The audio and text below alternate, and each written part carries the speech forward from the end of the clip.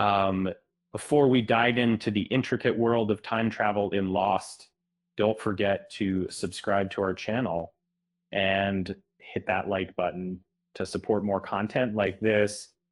You know, as a dedicated fan of the show, I've spent countless hours unraveling the mysteries of time traveling in Lost. The series masterfully weaves together the complexities of fate versus free will, leaving viewers both bewildered and captivated. In Lost, time passing plays a significant role in both the narrative and structure. Initially, flashbacks were used extensively to link each character's past experiences with their current situation on the island, hinting at why they ended up there. From season 5 onwards, characters started traveling through different time periods, which initially seemed confusing to viewers as it made the storyline more complex. The time travel depicted in the series Lost is logically consistent, much like its controversial finale. However, the show artfully complicates it by introducing complex scientific equations and multiple timelines to an already intricate narrative. And when distilled to its most basic principles, the time travel rules in Lost are straightforward because they adhere to general guidelines similar to those seen in other media, with the exception of the displacement of consciousness through time. It's at this point that the show's portrayal of time becomes somewhat hazy.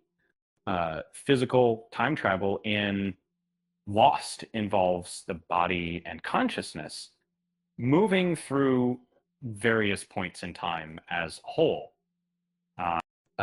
The first occurrence of this type is when Benjamin Linus spins the frozen wheel on December 31st, 2004, which results in the island and everyone present leaping across different time periods. This singular event triggers 14 distinct temporal displacements, with the earliest occurring before 1867 and the latest being either 2007 or a future date. The wheel functions as a time stabilizer on the island, harnessing strange electromagnetic power. Moving the wheel disrupts this energy, leading to unexpected time jumps.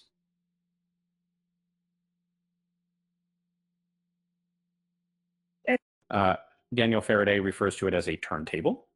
And when it skips, unusual events occur. Each time someone rotates the wheel, not only are they transported to another point in time, but they're also transferred to a fresher location. Both Ben and Locke find themselves in Tunisia upon waking up, which appears to be the departure spot for their time travel journey from the island city. Mental time travel in Lost is a unique experience where only two people, Desmond Hume and George Minkowski, can teleport their consciousness to a different time. Desmond's ability to transport his consciousness through time is sporadic and without his control, you know, and without his control, apart from Minkowski, no one else had encountered such a form of temporal displacement before. Minkowski's consciousness would leap to various stages in his life until he succumbed to convulsions, a harsh consequence of traveling through different time periods so rapidly. A significant issue that arises when considering time travel, as depicted in the series Lost, revolves around the potential consequences of temporal paradoxes. A temporal paradox refers to a situation where altering the past could change the future, leading to a conundrum. in Lost, the rule regarding temporal paradoxes is just as straightforward as its narrative timeline. As Daniel explains, you can't change anything. You can't, you know, even if you tried to, it wouldn't work. Whatever happened, happened. This means that Desmond was unable to save Charlie from his fate because it was predestined to occur at that exact moment. In essence, paradoxes are impossible within the Lost universe, right?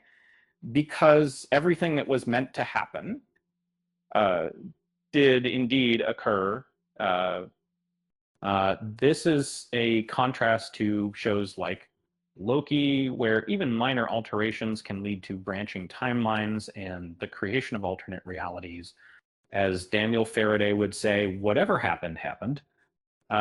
In the intriguing world of Lost, if individuals traveled from 2004 to 1974, they didn't alter the future or create a separate timeline. Instead, they were always part of 1974 all along. So, a time traveling Juliet, for instance, was predestined to detonate the Jughead bomb in 1977 and bring about complications on the island. The intricate rules of time travel in Lost challenge our understanding of free will, as they imply that events are predetermined rather than subject to individual control. This theme of fate versus free will is a central motif in the series, falling under the broader umbrella of science versus faith. In this universe, if time traveling actions don't affect the timeline, then the characters never truly had the freedom to shape their lives and the outcomes within it. With that said, thanks for watching, and until next time, I'm